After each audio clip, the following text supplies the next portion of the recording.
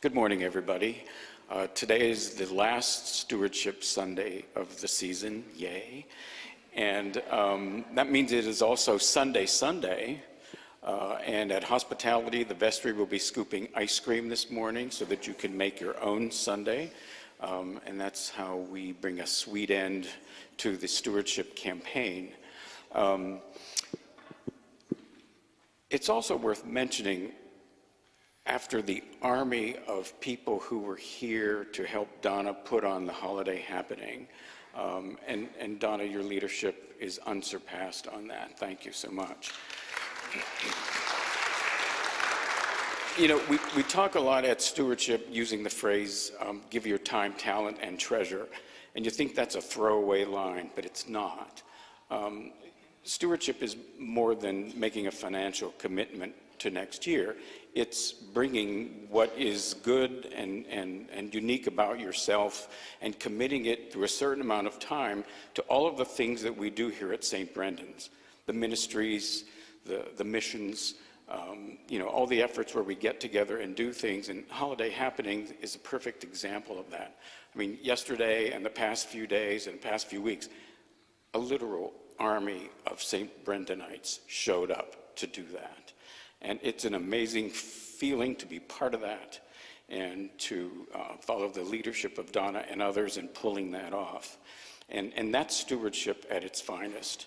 And of course, we do other things that require that kind of effort in smaller groups.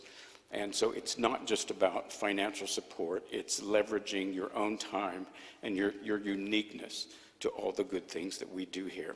So that's what stewardship is really about, and I thank you for that. I'm now going to introduce our friend Dawn Day-Quinn.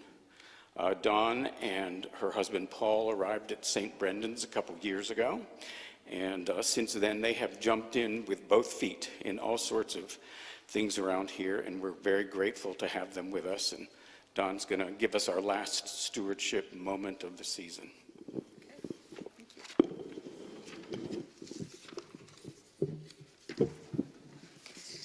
Anyone who knows me knows when I get talking to you, I really like to talk a lot, so I wrote it out so you could actually make lunch today. So I want to share how we came to be at St. Brendan's and why we stay. At Mercyhurst many years ago, I was first introduced to Catholicism. I marveled that young adults away from home were going to church, and not so they could take a bulletin home to mom. They wanted to be there. I started going. So in graduate school at the age of 23, I was baptized and confirmed. They say there's no better Catholic than a convert. That was me for over 40 years. I studied on my own for many years, and after moving here in 2000, I took every class available at La Roche on the Bible, and then moved on to graduate classes at Duquesne. I led Bible studies for more than 10 years. I was a college professor in my previous life, so they weren't studies. They were carefully prepared courses. That was the problem. I learned too much. I began to question. I started reading more. I have 2 large binders, and I mean like 6-inch binders at home, of the early church fathers' writings. They're highlighted, they're noted, and they were disillusioning. How did we get so far away from what Jesus taught in the early church? A church that was led by women and men. Love that you're here. The more I studied, the more convinced I became that I was in the wrong place. A priest opened my eyes, believe it or not, to the Episcopal Church. I started researching. It's my thing. I read and study. I started talking to Paul, trying to convince this cradle Catholic from a family of 9 kids and a mother that we lovingly called the little nun, that we had to make a change. He told me if I needed this, he would come with me, but he would continue to attend the Catholic Church on his own. It was important to me that we stay together on our faith journey, so I waited. I knew Paul needed time. It took me 2 years to convince him to adopt a 3rd child. If I need a car, I have to warn him a year in advance. He carefully analyzes and he carefully thinks about every decision he makes.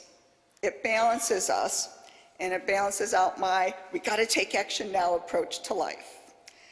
In the meantime, while he discerned, I was patiently waiting at the Catholic Church.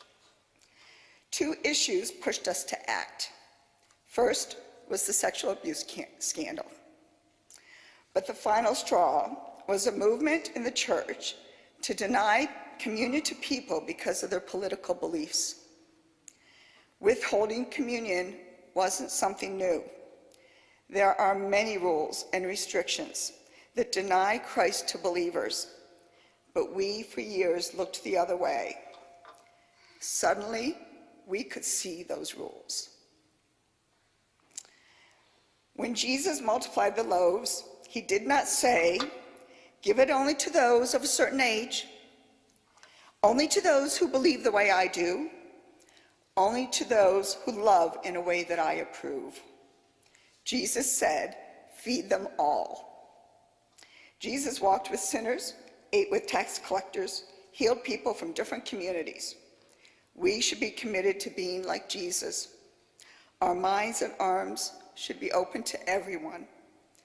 We are commanded to follow his directive, "Love one another as I have loved you."